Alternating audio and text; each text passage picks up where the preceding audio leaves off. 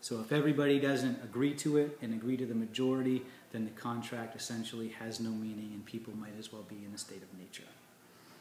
Chapter 15 of despotical power. And despotical, like a despot, is like a dictator, somebody with absolute power.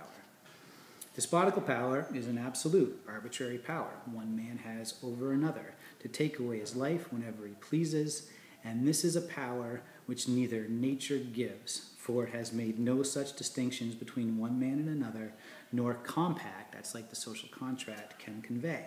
For having quitted reason, which God has given to be the rule betwixt man and man, and the peaceable ways which that teaches, and made use of force to compass his unjust ends upon another where he has no right, he renders himself liable to be destroyed by his adversary whenever he can, as any other noxious and brutish creature is destructive to his being.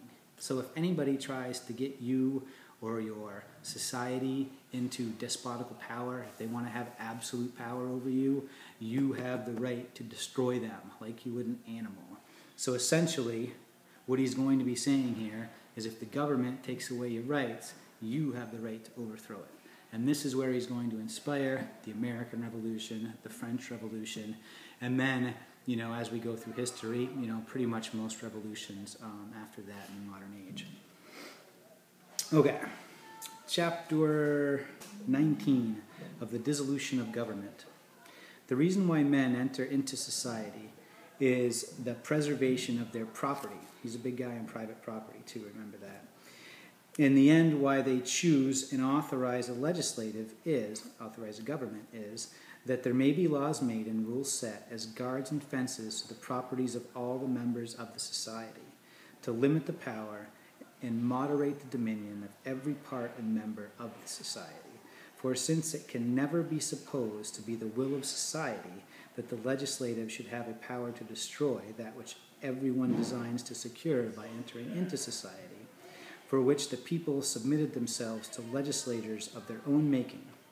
Whenever the legislators endeavor to take away and destroy the property of the people, or to reduce them to slavery under arbitrary power, they put themselves into a state of war with the people, who are thereupon absolved from any farther obedience, and are left to the common refuge with which God hath provided for all men against force and violence. If the government takes your right, you have the right to overthrow it. That's what he's saying.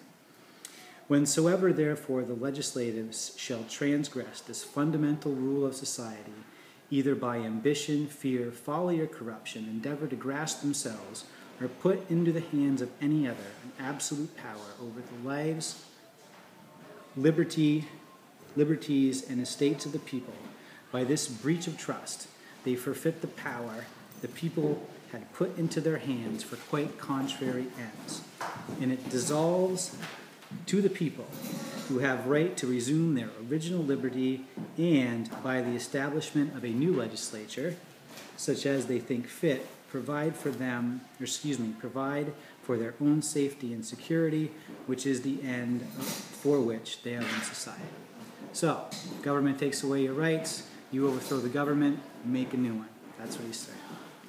What I have said here concerning the legislative in general holds true also concerning the supreme executor, who, having a double trust put in him, both to have a part, this is like the king, both to have a part in the legislative and the supreme execution of the laws, acts both when he goes about to set up his own arbitrary will as the law of society. Whosoever uses force without right, and everyone does in society, who does it without law, puts himself in a state of war with those against whom he is so used to it. And in that state, all former ties are canceled, all other rights cease, and everyone has a right to defend himself, to resist the aggressor. If the government tries to take your rights, you can overthrow it.